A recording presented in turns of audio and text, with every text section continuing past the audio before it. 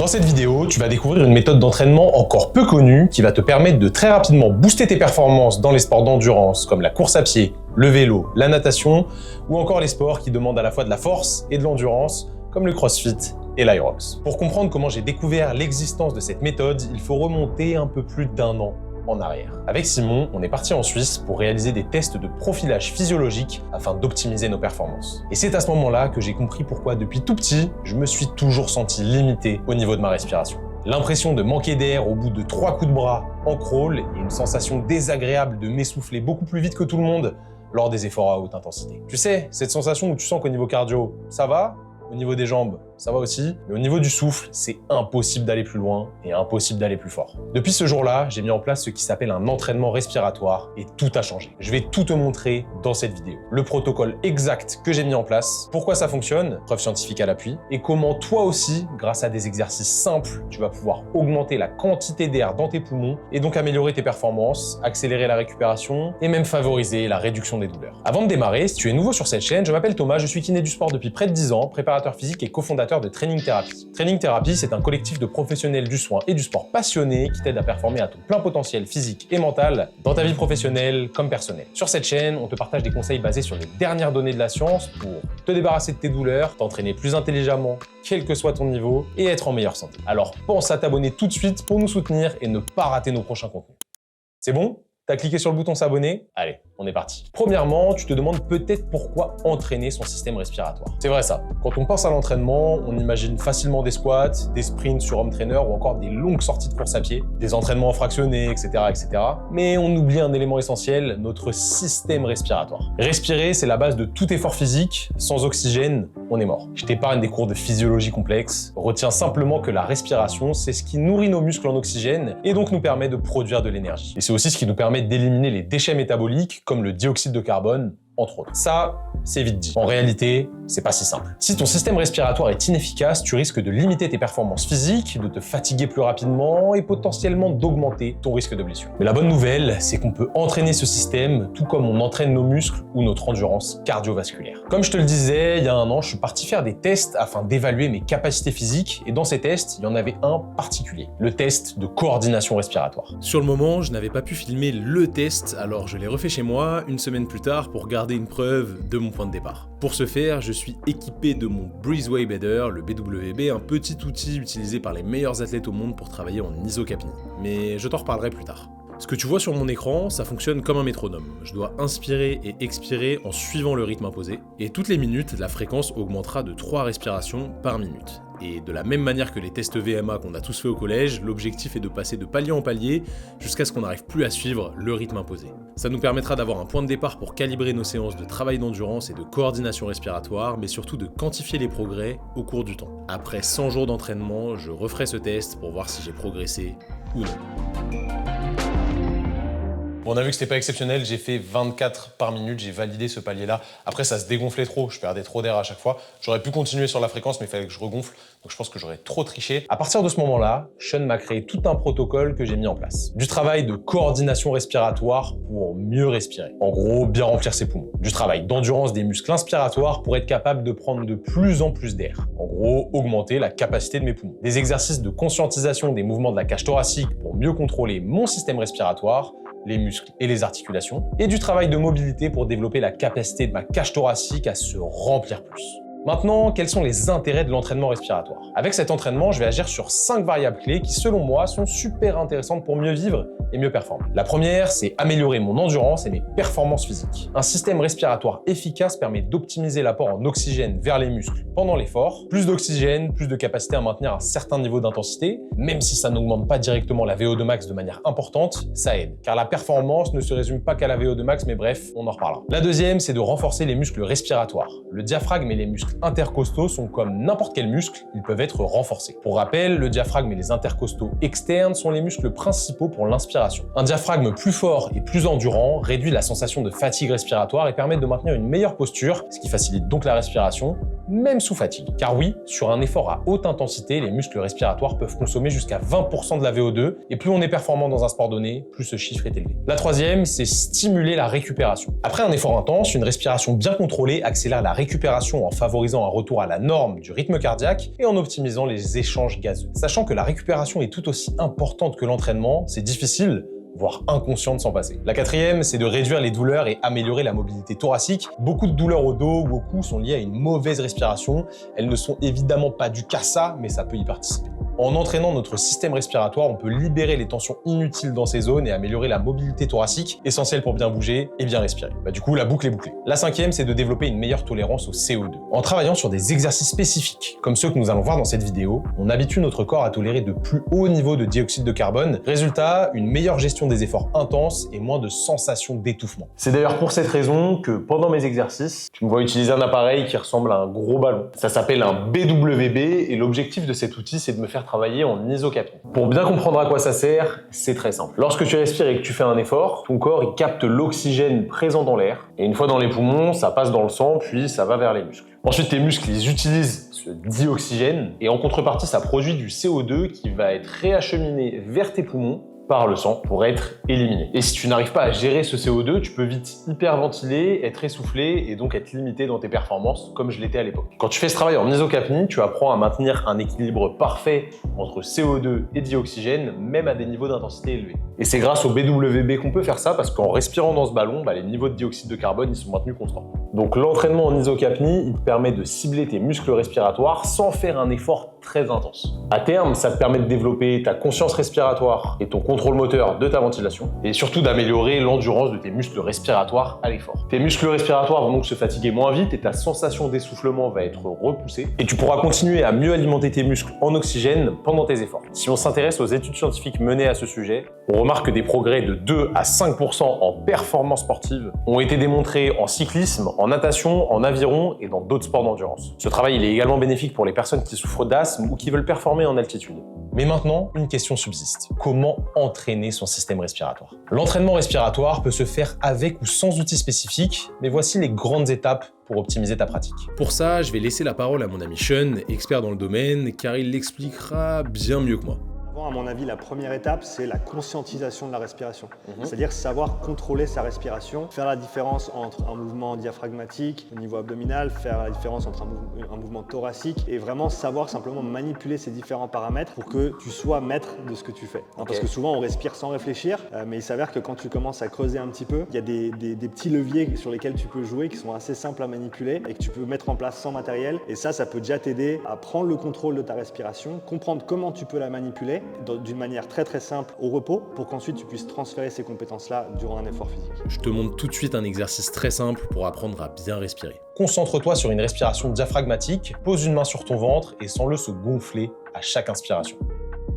Évite les respirations hautes où seules les épaules bougent, ça génère des tensions inutiles et c'est vraiment pas efficace. Deuxième point, renforce tes muscles respiratoires. Donc pour entraîner les muscles respiratoires, il y a vraiment deux types d'appareils différents. Il y a les appareils à résistance et pour simplifier, on peut dire que ça va nous permettre d'entraîner la force des muscles respiratoires. Ok, donc la capacité à tirer très fort pour ramener beaucoup d'air. Exactement. Ok.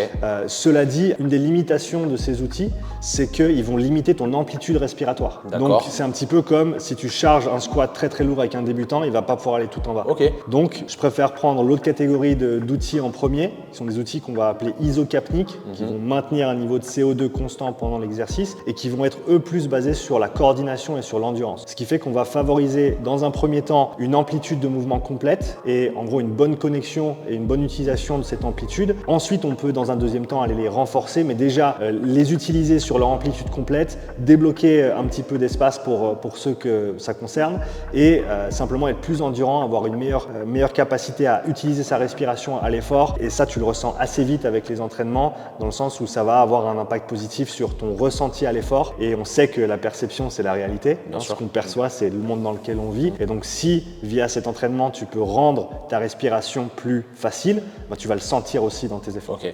Tu peux intégrer ce travail de renforcement à n'importe quel moment de la journée ou juste après un entraînement comme moi. Voilà, je viens de rentrer d'un footing, petite zone 2. La ceinture cardio est encore bien mouillée. Et je vais enchaîner directement sur un petit peu de respiration avec le BWB pour profiter de l'effort qui vient d'être fait et retranscrire au mieux le travail respiratoire sur une fatigue post-zone 2 qui n'est pas énorme en soi mais qui est quand même présente.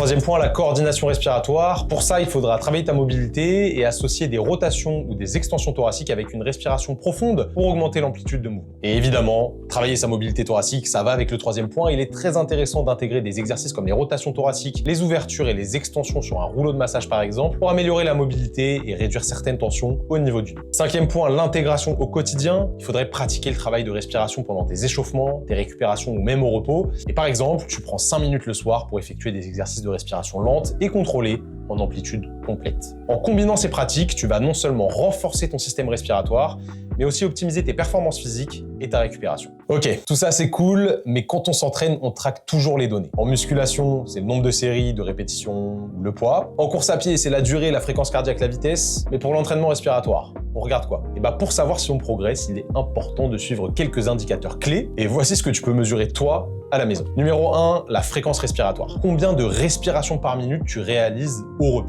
Une fréquence trop élevée peut être un signe d'inefficacité respiratoire. Et pour tester ça, tu lances un minuteur sur ton téléphone, tu respires normalement et tu comptes. Sans tricher en modifiant ton rythme volontairement, petit chenapan. Normalement, tu devrais être entre 12 et 20 respirations par minute. Deuxièmement, le temps d'apnée contrôlé. En gros, c'est le CO2 tolérance test. Ça peut se faire avec des petits tests très simples du style combien de temps tu peux retenir ton souffle après une expiration normale. Ça donne une idée de la tolérance au CO2. L'idéal, ce serait de se rapprocher de la minute.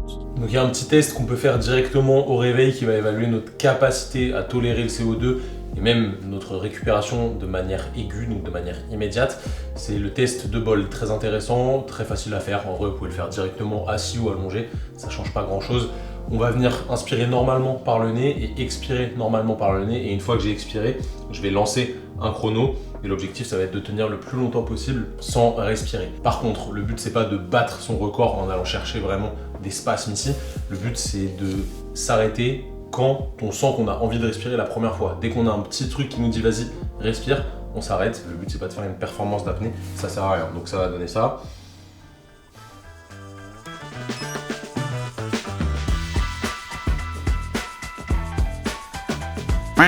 Donc il n'y a pas de valeur normative, ça dépend vraiment des gens. On va dire qu'un grand minimum c'est 15 secondes, ça peut monter jusqu'à plus d'une minute parfois. Vraiment le but c'est pas de lutter, ça sert à rien. Et on va voir que progressivement, plus vous allez vous entraîner à mieux respirer, plus vous allez être capable de mieux tolérer ce CO2 et du coup ça montera automatiquement. Mais c'est aussi un marqueur très intéressant de la récupération immédiate de vos séances de la veille. Troisièmement, la capacité inspiratoire. Normalement, pour évaluer cette capacité, il faut utiliser un spiromètre. C'est pas forcément abordable pour n'importe qui, donc là franchement tout seul, c'est chaud. Mais il faudrait mesurer ta capacité inspiratoire et expiratoire et la comparer aux données qu'on a actuellement en fonction de son sport, de son sexe, de son poids. Bref, je te mets des données ici. Quatrièmement, la symétrie et la mobilité thoracique. Avec des tests de mobilité, tu peux évaluer à quel point ta cage thoracique bouge librement dans toutes les directions. Pour le test en extension thoracique, on va venir mettre les avant-bras à la parallèle. Ça va être très important de maintenir ça sur le mouvement et le bâton derrière la tête. L'objectif, c'est de ne pas écarter les coudes ici, mais plutôt de venir les mettre contre le mur et de venir les décoller. C'est pas ce mouvement-là qui m'intéresse, mais c'est vraiment les décoller grâce à mon extension thoracique. Donc c'est vraiment le mouvement de mon dos qui est important et je vais essayer d'avancer et de venir chercher ici. Il y aura différents niveaux. Si vous êtes très facile, vous allez même réussir à poser votre sternum au niveau du mur. Pour l'évaluation de la mobilité en rotation thoracique, on va venir se bloquer la hanche pour éviter que le rachis lombaire compense. Donc je prends soit un rouleau, soit une brique de yoga, peu importe, et je vais venir vraiment la serrer contre le mur. Là, mon genou, il pousse dans la brique. Je mets ma main ici, paume de main vers là, et je vais venir en gardant l'épaule, le coude et la main collés, tourner le plus loin possible et j'évalue la distance qui me sépare du mur et je peux faire exactement la même chose de l'autre côté et comparer pour voir si on a la même capacité de rotation. Évidemment, il faut se mettre exactement dans la même position. Cinquièmement, le contrôle respiratoire pendant l'effort. Tu peux observer si tu arrives à maintenir une respiration rythmée et efficace pendant un effort intense ou si elle se désynchronise. Par exemple, là, tu es sur un effort important. Et là, tu commences à désynchroniser ton tal. Tu vois, là, ça n'a plus de sens. Et l'augmentation de la fréquence respiratoire est la chose la plus corrélée à la sensation de douleur et de difficulté pendant l'effort. Et ouais, c'est assez ouf, donc il faut bien avoir le contrôle dessus pour mieux encaisser la difficulté de certaines séances. Là, par exemple, je vais faire 40 minutes, c'est 90% de ma puissance critique. Et j'essaye de vraiment calmer la respiration, que l'effort paraisse moins difficile. Alors c'est assez ouf, mais la fréquence cardiaque, elle se baisse bien, c'est un peu contre-intuitif. Là, genre, je vais essayer d'inspirer par le nez. Forcément, ma fréquence respiratoire, elle est haute, mais c'est quand même moins désagréable, moins je peux et moins haut quand je me laisse pas emballer au niveau de la fréquence respiratoire. Pourtant c'est un entraînement qui est vraiment dur, c'est le plus dur de ma prog, mais ça passe mieux quand on respire bien, vraiment. Putain, on sait pourquoi on le fait, hein. Allez, 2 minutes.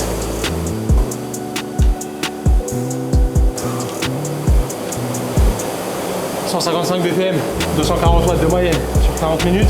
J'essaye de continuer à bien respirer. En vrai, dès que ma respiration elle s'emballe, ça devient beaucoup plus dur.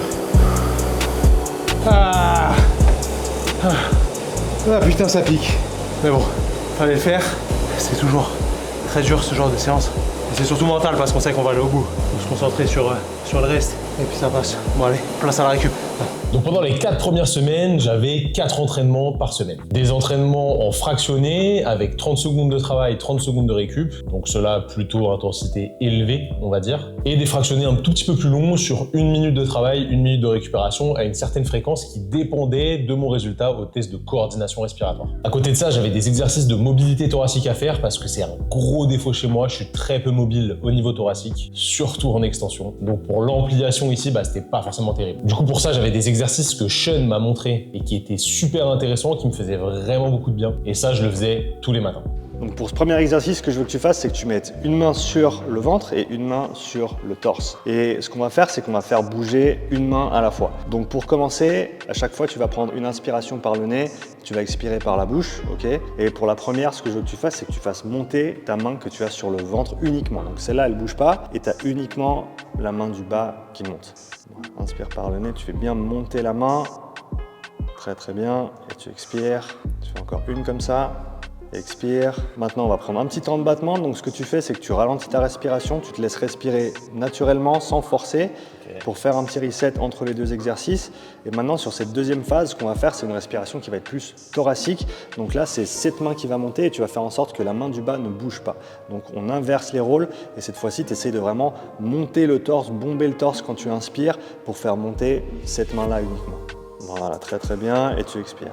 Et avec chaque inspiration, tu essayes d'aller un tout petit peu plus loin au niveau de ton amplitude.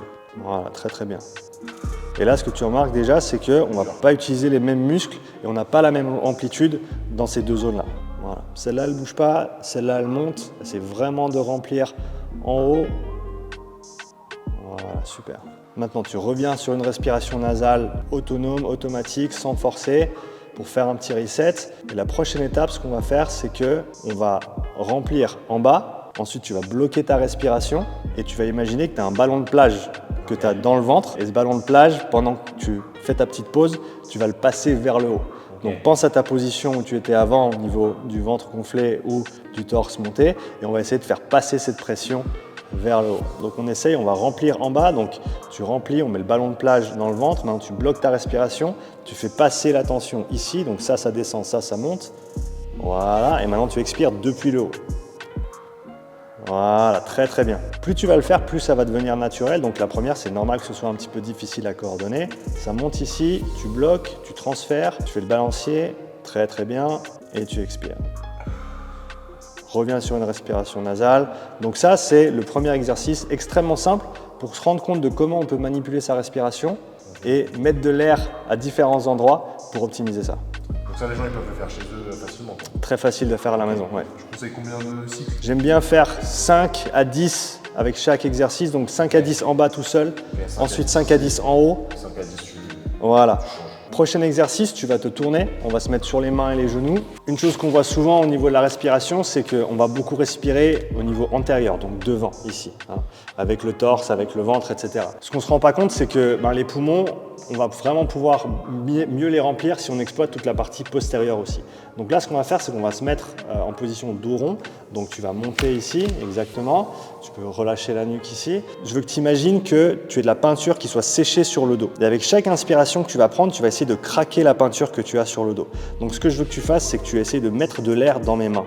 Donc tu prends une grande inspiration et tu essayes de t'élargir au niveau du dos. Hein, donc tu expires. Voilà, et sur l'inspiration, tu vas venir remplir au niveau du dos. Et ça, si vous êtes à deux, c'est bien d'avoir le feedback tactile parce que ça te permet de vraiment sentir là où va l'air. Et là, tu relâches. Voilà, tu peux même essayer de venir un petit peu plus bas ici. On peut même sentir juste en dessous des côtes ici. Voilà, vraiment remplir. Fais encore un en haut ici. pense vraiment à cette peinture que tu essaies de craqueler avec ton inspiration.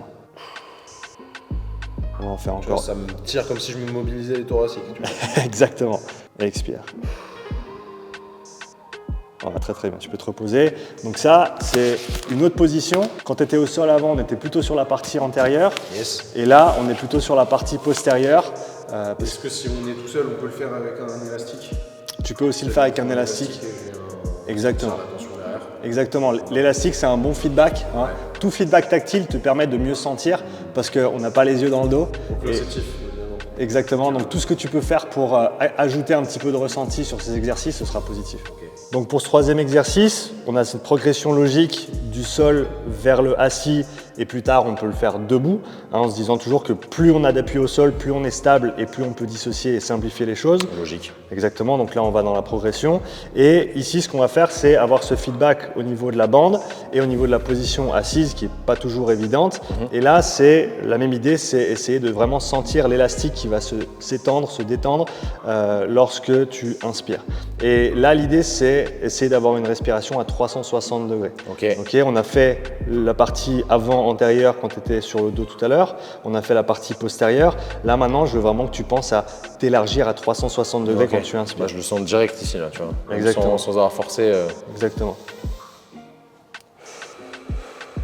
Voilà, très très bien. Pareil, une dizaine de cycles. Exactement. Ok. Et ça peut être une bonne idée de se filmer aussi Ouais. pour voir ce qui se passe au niveau des épaules. Ok. Dans le sens où il y a beaucoup de gens qui viennent respirer avec les trapèzes, Ouais. hein, qui sont des muscles accessoires au niveau respiration, mais on ne veut pas que ce soit les muscles primaires. Okay, donc ce qu'on veut éviter, c'est venir shrugger, ici. là, ouais. Exactement. Donc si on peut garder bas, c'est pas mal. Exactement, parce qu'au final, ceux-là, ils ne vont pas te donner autant de place au niveau des poumons que si tu peux vraiment venir à 360 degrés au niveau de ta cage thoracique. Donc on pense bien, quand on inspire, on a le diaphragme qui tire vers le bas et on a toute la cage thoracique qui vient s'élargir à 360 degrés. Du coup, une dizaine de répétitions. Est-ce qu'on peut faire ça tous les jours? Tu peux faire ça tous les jours et ce qui est bien, c'est de varier aussi les exercices. Ok. Il y a plein d'exercices respiratoires que tu peux trouver en ligne. Mais déjà, ça c'est une bonne base, quoi. C'est déjà une bonne base et l'idée, c'est vraiment de développer cette conscience respiratoire, ce contrôle respiratoire, parce que déjà, ça va te donner peut-être des connexions que tu n'avais pas. Ouais, forcément. Et ensuite, tu peux venir les transférer dans ton activité physique. Et ça jusqu'à la 5e semaine où j'ai dû refaire le test de coordination respi. Bon les amis, on continue l'entraînement, on est en semaine 5, j'ai un test de coordination respiratoire à refaire pour pouvoir calibrer les entraînements qui vont suivre. Donc rien de bien compliqué, je gonfle mon ballon et puis on est parti. Le RPM, donc le nombre de respirations par minute, va augmenter petit à petit, il faut que j'arrive à suivre le rythme sans être trop dégueulasse. J'ai pas regardé ce que j'ai fait la dernière fois, j'ai un vague souvenir mais je suis pas sûr et certain. Comme ça j'essaye de pas tricher et j'y vais à fond. Et puis let's go hein.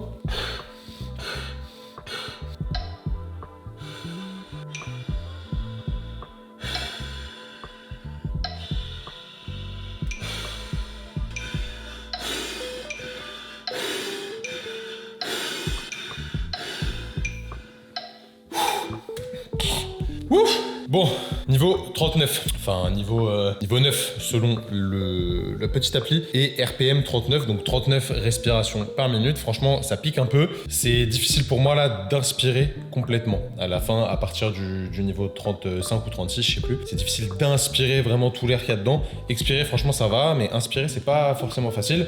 Donc c'est bien, je vais vous dire tout de suite combien j'avais fait la dernière fois. 24 par minute, donc on en est bien loin là. 39, franchement, c'est largement mieux. Ça fait, allez, quasi plus de 50%. Monstrueux, on continue comme ça. Alors c'est pas encore parfait parce que j'arrive pas à maintenir beaucoup d'air dans le ballon, mais il y a une évolution quand même fantastique en termes de coordination respire. Donc ça forcément, ça a changé les variables que j'utilisais pour mon entraînement en fractionné au niveau de la respi, parce que le résultat au test n'était plus le même. Donc c'est devenu un petit peu plus difficile, mais plus adapté à mes capacités qui avaient progressé. Bon, je vais pas tout vous montrer à l'écran parce que me voir souffler dans un ballon, ça va 5 minutes, mais c'est la base de ce travail. Donc on va rapidement avancer et on va se retrouver pour le bilan final.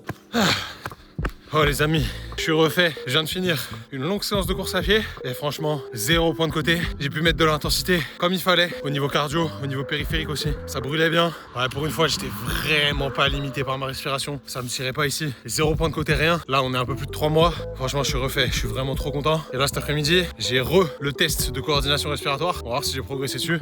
J'espère que oui, mais bon, ça me met un peu la pression quand même. Bon l'équipe, c'est parti, on est à 100 jours du début de l'entraînement, donc là je sens que j'ai vraiment bien progressé. On va refaire le test de coordination respiratoire pour voir comment ça s'est modulé au niveau de mes capacités. Donc si je reprends mes résultats du début, j'étais à 24 respirations par minute, j'avais craqué à 24, j'arrivais plus à maintenir une bonne coordination. Donc là, je vais essayer tout simplement d'être propre, de bien respirer, de pas trop tricher, de garder de l'air dans le ballon et d'aller le plus haut possible en termes de respiration par minute, tout en restant quand même qualitatif. Ça va être pénible, je sais que c'est fatigant comme test, mais on est parti.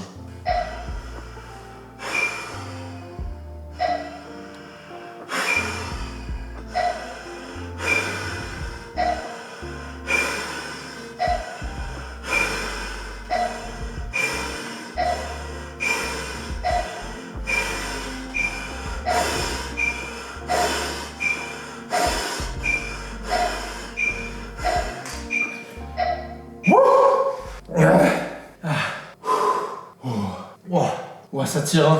Ah, par contre, je suis refait. 42 respirations par minute, je suis passé de 24 à 42, c'est monstrueux en termes de capacité, surtout qu'au début, sur le premier test, j'ai vraiment du mal à garder rempli. Là, j'ai regonflé que 2 fois. Sur tout l'intervalle, ça a duré 10 minutes là, du coup. Et limite, à la fin, j'étais mieux, mais ouais, ça commençait à tirer fort, vraiment, au niveau du sternum, au niveau de la cage thoracique. Donc là, en gros, j'ai pas validé le niveau 45, mais j'ai validé le niveau 42. 42 respirations par minute, franchement pas mal, c'est carré. Ça va plus vite qu'une expi par seconde et une inspi par seconde. J'essaie de réfléchir quand je parle, mais c'est ça. Donc franchement, je suis content, mais waouh, ça m'a épuisé. Là, on est vraiment sur une bonne progression. Ça veut dire que je suis capable de respirer mieux, avec plus d'air dans le ballon. Je reprends mes esprits. Et de manière beaucoup plus fréquente, à vitesse beaucoup plus importante en termes d'expiration et d'inspiration. Et vraiment, je pense que ça se voit sur la vidéo. Le ballon, il se gonfle bien et il se vide bien.